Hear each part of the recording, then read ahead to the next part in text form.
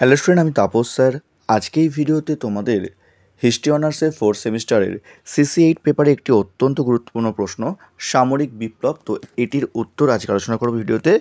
আর এটি তোমাদের কিন্তু 2022 সালে এসেছিলো, আর এবছর কিন্তু এই প্রশ্নটি আসার সম্ভাবনা কিন্তু অত্যন্ত প্রবল। তো এই প্রশ্নের উত্তর তোমাদের আলোচনা বলবো। এখনও চ্যানেলটিকে সাবস্ক্রাইব করোনি, অবশ্যই চ্যানেলটিকে সাবস্ক্রাইব করে রেখো এরকম ভিডিও সবার আগে পাওয়ার জন্য।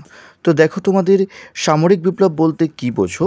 তোমাদের উত্তর দেখো, সামন্ততান্ত্রিক সামরিক ব্যবস্থায় কিছু আভ্যন্তরীণ দুর্বলতা ছিল।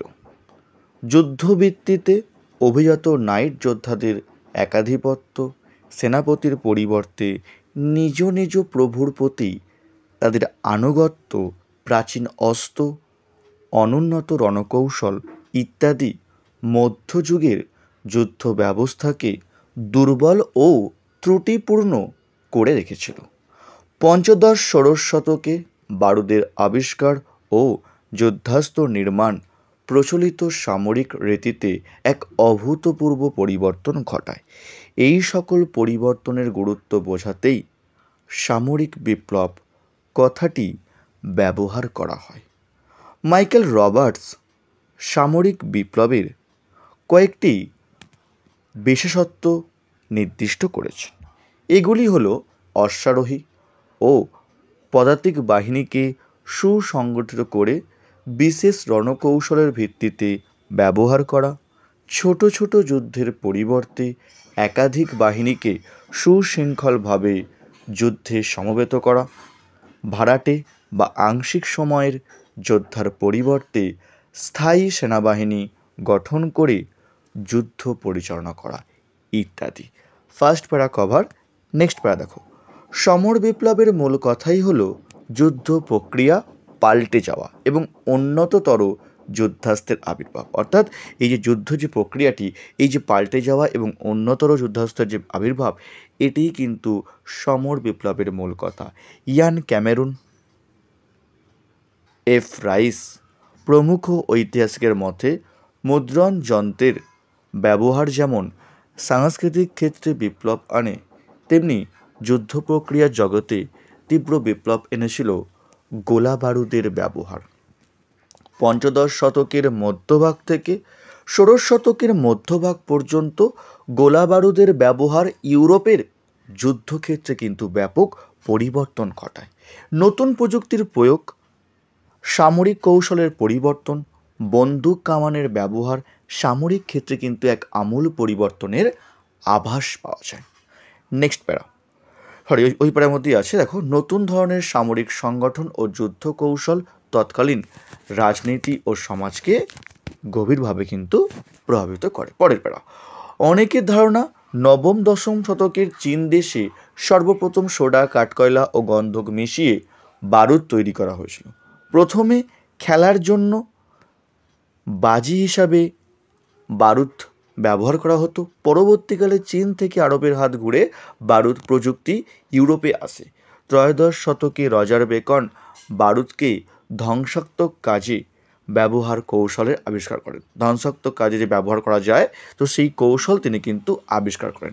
প্রিংটন তার history of Greek fire and গান পাউডার শীর্ষক গ্রন্থে বলেছেন যে বিজ্ঞানী বেকন বারুদ থেকে কামানের গোলা ছোড়ার প্রস্তুতি ইউরোপকে শিখিয়েছিল। পঞ্চদশ শতকে বারুদের ব্যাপক ব্যবহার দেখা যায়। অটোমান তুর্কি বাহিনী ছোট আকারে ও বড় আকারের বহু কামান সফলভাবে ব্যবহার করে কনস্ট্যান্টিনোপলের পতন নিশ্চিত করেছিল। ষোড়শ শতক থেকে বন্দুকের ব্যবহার শুরু হলে যুদ্ধক্ষেত্রে ব্যাপক পরিবর্তন লক্ষ্য করা যায়। পরের প্যারা বলবো, এখনও চ্যানেলটিকে সাবস্ক্রাইব করনি, অবশ্যই চ্যানেলটিকে সাবস্ক্রাইব করে রেখো এরকম ভিডিও সবার আগে পাওয়ার জন্য। তো নেক্সট প্যারা দেখো, গোলা বারুদ আবিষ্কারের ফল ছিল সুদূর প্রসারী ও বহুমুখী। বারুদ ইউরোপের সামরিক বিদ্যায় বৈপ্লবিক পরিবর্তন নিয়ে আসে। কামানের গোলা ছুড়ে দুর্গগুলি ধ্বংস করা সহজ হয়েছিল, তাই এখন নতুন ধরনের দুর্গ তৈরির প্রয়াস করা হয়। কামানের মোকাবিলা করার জন্য দুর্গগুলির গঠন কাঠামোর বিশেষ পরিবর্তন ঘটানো হয়। এই কাজে প্রথম সাফল্য দেখায় উত্তর ইতালি। এই দুর্গের ভিতর থেকে দীর্ঘদিন যুদ্ধ চালানো যেত। দুর্গের উপর নিরাপদ অংশ থেকে প্রতিপক্ষকে আক্রমণ করা যেত। উন্নত দুর্গ নির্মাণ দ্বারা রাজতন্ত্রের ক্ষমতা বৃদ্ধি সম্ভব হয়। পরের প্যারা, আগ্নেয়াস্ত্র আবিষ্কারের ফলে প্রচলিত যুদ্ধরীতি ও সেনাবাহিনীর গঠন রীতিতে পরিবর্তন ঘটে। ইতিপূর্বে অশ্বারোহী বাহিনী ছিল যুদ্ধের প্রধান শক্তি, তবে আগ্নেয়াস্ত্র, বন্দুক ইত্যাদি আবিষ্কারের ফলে অশ্বারোহী ও নাইট যোদ্ধাদের কিন্তু গুরুত্ব কমে যায়। অর্থাৎ আগে যেভাবে অশ্বারোহী বাহিনী বা নাইট যোদ্ধাদের গুরুত্ব ছিল যুদ্ধক্ষেত্রে, এখন কিন্তু আগ্নেয়াস্ত্র এবং বন্দুক ইত্যাদি আবিষ্কারের ফলে তাদের কিন্তু গুরুত্ব কমে যায়। এখন গোলন্দাজ বাহিনী ও আগ্নেয়াস্ত্রধারী পদাতিক বাহিনী যুদ্ধের প্রকৃত শক্তি কেন্দ্রে উঠে আসে। সাধারণ মানুষ গোলন্দাজ বাহিনীতে যোগদানের সুযোগ পায়। ফলে অভিজাত নাইটদের স্থান নেয় প্রান্তিক ও সাধারণ মানুষ। নাইটদের ব্যক্তিগত শৌর্যের বদলে সেনাবাহিনীর দলগত প্রতিভা যুদ্ধ জয়ের মন্ত্রে পরিণত হয়। নেক্সট প্যারা এবং শেষ প্যারা, এই প্যারায় তোমাদের কিন্তু অ্যান্সারটি শেষ করলাম। সামরিক বিপ্লব বলতে কী বোঝো? যদি ভিডিওটি ভালো লাগে অবশ্যই লাইক করো, আর যারা এখনও চ্যানেলটিকে সাবস্ক্রাইব করোনি অবশ্যই চ্যানেলটিকে সাবস্ক্রাইব করে রেখো এরকম ভিডিও সবার আগে পাওয়ার জন্য। তো দেখো লাস্ট প্যারা, ভাড়াটে এবং বহিরাগত সদস্যদের নিয়ে গঠিত সেনাবাহিনীর পরিবর্তে দেশীয় আদিবাসীদের নিয়ে স্থায়ী সেনাবাহিনী গঠন করা হয়। সামন্ততান্ত্রিক যুগের বিকেন্দ্রীকৃত সেনাদলের আভ্যন্তরীণ সমস্যাগুলির সমাধানে একটি স্থায়ী ও জাতীয় সেনাদল গঠনের মাধ্যম অর্জিত হয়। সপ্তদশ শতকের মধ্যেই সেনাবাহিনীর রূপান্তর সম্পূর্ণ হয়। আধুনিক যুদ্ধনীতিতে সামন্ত যুগের বীরত্ব ও নৈতিকতার অবসান ঘটে। যুদ্ধে ছলে বলে কৌশলে বিজয়ী হওয়াই একমাত্র লক্ষ্য হয়ে দাঁড়ায়।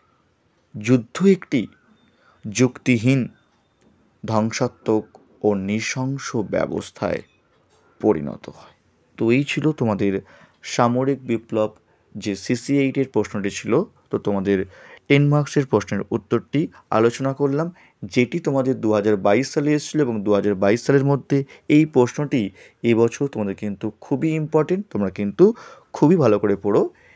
তো আজকের মতো আলোচনা করলাম এই প্রশ্নটি। আবারও নতুন কোনো ভিডিও অথবা নতুন কোনো নোটস নিয়ে আবারও আসবো। তো আজকের মতো এইটুকুই।